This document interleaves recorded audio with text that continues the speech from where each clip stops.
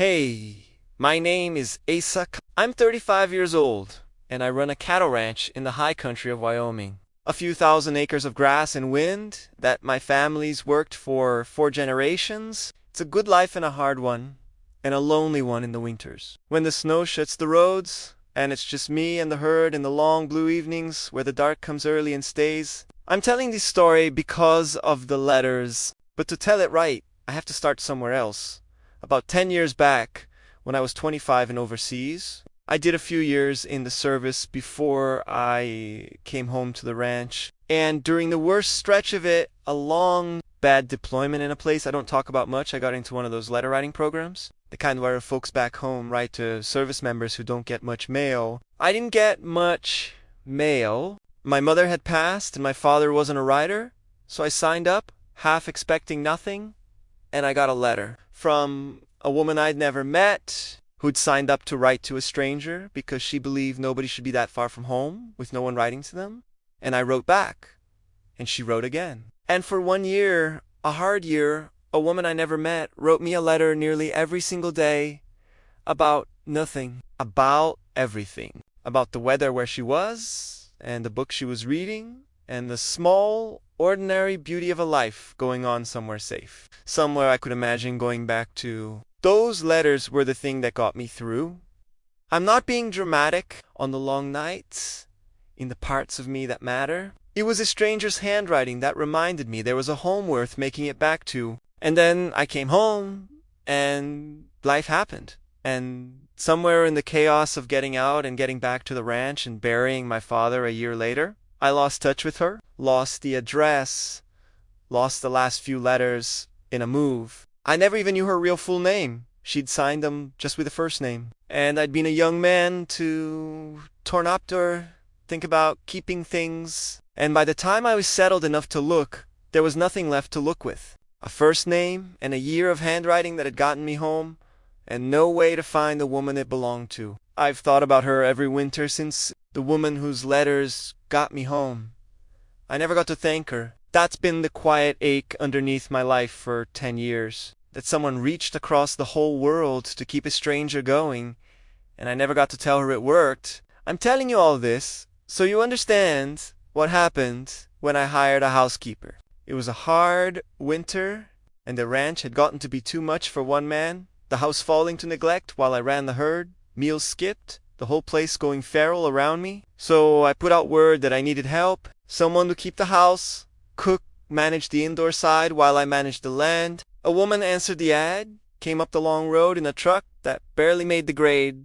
A woman about my age with steady eyes and a quiet way about her, and her name was Junella Hart, and something about her snagged at me from the first handshake, though I couldn't have told you what thought she was good at the work. Better than good. Within a week the house was warm and running, and there was food on the table, and the place felt, for the first time since my father died, like a home instead of a shelter I slept in. And she was easy to be around in the long winter evenings. She'd cook, and I'd come in cold from the herd, and we'd eat together and talk. And the loneliness that had been the texture of my winters for years started to thaw at the edges. But there were strange things. Small things, at first. She knew I took my coffee black with a little salt in it, a weird habit, a thing I'd picked up overseas, a thing I'd never told her. I came in one evening, and there it was, made right before I'd asked. She knew, somehow, that I couldn't sleep during thunderstorms. And on the rare winter storm, she'd leave a lamp on low in the hall without my mentioning it. She knew the names of mountains on my own ranch that I'd only ever called by the private names my family used, names that weren't on any map. Little impossible things. A housekeeper who'd been on the place 3 weeks, knowing the texture of a life it takes years to learn. I told myself I was imagining it. A man alone in the winter imagines things. But it kept happening, these small, impossible knowings, until one long blue evening, with the snow coming down outside and the fire going, I finally said to Junella, "Can I ask you something strange?" She looked up from the stool she was stirring, and something in her face went still and careful, like she'd been waiting for this. "How do you know me?" I said. "You knew about the salt in my coffee, the lamp during storms. You called Mount. You called it by the name only. My family uses. You've been here 3 weeks, and you know things about me. It takes people years to learn, and it's been nagging at me, and I have to ask, how do you know me? She set down the spoon, and she was quiet for a long moment. And then she reached into the pocket of her apron and took out something I hadn't seen in 10 years, a bundle of letters, worn soft at the folds, tied with a piece of string, my own handwriting on the outside of 'em. The breath went out of me. You wrote me letters every day for a year, she said quietly. From overseas, to a woman you never met, who signed up to write to a stranger because she didn't think anyone should be that far from home with nobody. Writing to them. Her eyes were bright. That was me, Asa. I'm the one who wrote you. For a hard year of your life. And you wrote me back every single day. And somewhere in that year of letters, I came to know you better than I've ever known anyone. The salt in your coffee and the storms you can't sleep through and the names your family gave the mountains. You told me everything that year. We both did. And then you came home and the letters stopped. And I lost your address in a move. And I never knew if you'd made it back or if you were her voice caught. I spent 10 years not knowing if the man whose letters I'd saved had even made it home. I sat down. I had to. It was you, I said. It came out as almost nothing. The letters, the ones that Dunella, those letters that got me home. I'm not exaggerating the thing that kept me going. It was your handwriting. It was knowing there was a home worth coming back to. I've spent 10 years trying to find you, to thank you. I never even knew your full name. I had a first name and a year of letters and no way to. I had to stop. I looked for you for asterisk 10 years. Asterisk, and you came up my road in a truck and made my coffee with salt in it and didn't asterisk say asterisk anything. I wasn't sure, she said. I saw the edge, the name on it, the location. I'd pieced together enough from your letters over the years to wonder, but I didn't know for certain until I got here and saw the mountains you'd described and the kitchen you'd written about, and asterisk, asterisk Shu wiped her eyes. And then I was here, and you didn't recognize me, you never saw my face. We only ever had handwriting, and I didn't know how to say it. Asterisk hi, I'm the stranger whose letters you read overseas 10 years ago. Also, I'm your new housekeeper. Asterisk, how do you say that? So I just said I made your coffee right. I left the lamp on during storms. I let you get to know me as me. Now, before I told you who I'd been then, she looked at me. Part of me needed to know if there was something between us as two people sharing a winter before you knew I was the girl from the letters. I didn't want you to feel like you owed me. I didn't want gratitude. I wanted to know if you'd come to. She stopped, embarrassed, but I understood. God, I understood. She'd done the same thing I'd have done. She'd wanted to be known for who she was now, not for a debt I owed the woman she'd been then. You wanted to know if I'd fall for the housekeeper, I said slowly. Before you told me I'd already fallen for her 10 years ago, through a year of letters. She nodded, not quite able to look at me. Junella, I reached over and took the bundle of letters from her hands. My own handwriting, 10 years old, the things I'd written, to a stranger in the dark. I have spent 10 years aching that I never got to thank the woman whose letters got me home. And you've been in my kitchen for 3 weeks, making my coffee. Right? I let out a breath that was half a laugh and half something that broke. I didn't fall for the housekeeper, despite the letters. I think I fell for the housekeeper asterisks because asterisks of them, before I even knew, some part of me recognized you. That's what's been nagging at me since the first handshake. I knew you. I just couldn't place from work because I'd never seen your face, only your handwriting, only your heart, every day for a year. She started to cry then, and I came around the table. And for the first time in 10 years and 3 weeks, I held the woman whose letters had kept me going. And neither of us said anything, because we'd already said it all, years ago, a letter at a time. There wasn't really a villain in our story. That's the truth of it.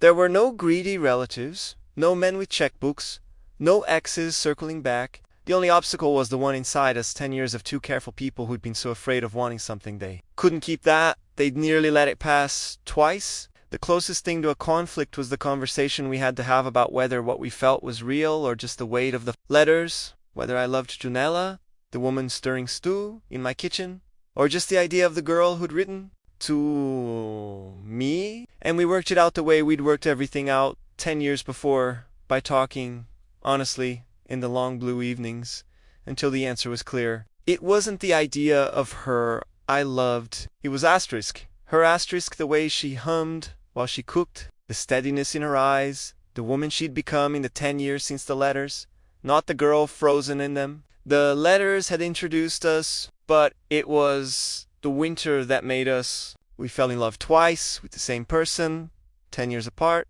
once in handwriting and once in the flesh. And the second time was better because we got to keep it. We married the next summer when the snow finally let the roads open in the high meadow where the mountains my family had named looked down on us. We did it small. I don't have much family left, and Janella's was far, and we'd never been people who needed an audience. We've done our whole courtship the first time with no audience at all, just two people and the mail. In what bashed for my vows, I told her the truth, which is what we'd always traded in. For 1 year, I said, a woman I'd never met wrote me a letter nearly every day, and those letters got me home. And for 10 years after, I ached that I never got to thank her, that someone reached across the whole world to keep a stranger going, and I never told her it worked. I had to stop a second, and then she drove up my road and made my coffee with salt in it, and didn't say a word, and let me fall in love with her all over again before she told me I already had. So here's my vow, and it's 10 years overdue. Thank you for the letters, for the home you reminded me was worth coming back to, for coming to find me when I'd run out of ways to find you. I spent a year writing to a stranger and 10 years missing her, and I get to spend the rest of my life with her at my table. That's more than I ever dared write to you about back then in the dark. Junella in hers said, I signed up to write to a stranger because I didn't think anyone should be that far from home with no one writing to them. I never expected to fall in love with the handwriting that wrote back. For 1 year, I knew you better than I've known anyone, and then I lost you. And I spent 10 years not knowing if you'd made it home. She wiped her eyes. And then I saw an ad with your name on it, and I drove 3 states on a guess, and I made your coffee, right? And I let myself find out if the man I'd loved on paper was a man I could love in a kitchen.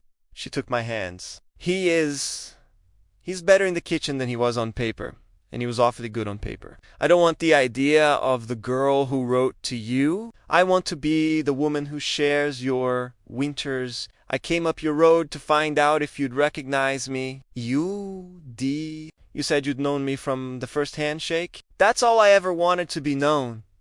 You've known me for 11 years. I'd like you to keep knowing me for the rest of them. We kept the letters, all of them. Both sides turned out. She'd saved every one I sent, and I'd lost mine. But she'd kept enough of both halves of the conversation that we have between us. Most of a year of 2 strangers falling in love through the mail. We keep them in a box on the mantel and on the long blue winter evenings. Sometimes we take them out and read them to each other, 2 voices. 10 years younger, not knowing yet that the deployment would end and the roads would open and the stranger on the other end of the line would one day be standing in the kitchen making the coffee, right? People ask how we met. Janella likes to tell them it depends which time they mean. The first time we met in the mail, she says, I wrote to a stranger far from home, and he wrote back every day for a year, and we fell in love without ever seeing each other's faces. And then we lost touch for 10 years. And then she always adds the part that matters. And the second time, I drove up his road and got hired as his housekeeper. And I made his coffee with salt in it, the way he'd written about a decade before. And I waited to see if he'd know me. He did. He always knew me. He just had to learn my face to catch up to my handwriting. And here, at the end of all of it, the end of every story I know how to tell, I think this is the thing underneath all of them. I'd spent 10 years believing the best thing in my life had already happened and been lost. That a stranger's letters had gotten me home once and I'd never even get to say thank you. And that the most a man could do was keep the ache quiet and run the ranch and let the long winters close over the place where the gratitude should have gone. A housekeeper who made my coffee right taught me otherwise. Because the letters were never the best thing that happened to me. They were just the beginning of it, the introduction, 10 years early. To the woman who'd one day come up my road and stay. The kindness she sent across the world to a stranger didn't disappear when the letters stopped. It traveled. It grew. It circled through 10 years in 3 states in a hard Wyoming winter, and it came back in the form of a woman at my table, making the coffee right, waiting for me to recognize the heart I'd known by handwriting before I ever knew the face. That's the thing I've learned telling all these stories. The kindness you put into the world, the cake handed to a hungry stranger, the door unlocked on a cold night, the seat offered in the rain, the dance on an empty floor, the letter written to someone far from home. It doesn't disappear after you give it. It goes somewhere. It changes something. And one day, when you've stopped looking, when you've made your peace with the quiet, it comes back to you in a form you never saw coming. For me, it came back in a bundle of 10-year-old letters, tied with string, in the hands of the woman who'd written every word that got me home. You wrote me letters every day for a year. I did. And it took 10 years and a Wyoming winter to understand every one of them was a road. And all of them, the whole time, were leading back here to a kitchen, to a table, to the woman whose handwriting I'd have known anywhere, finally close enough to know her face.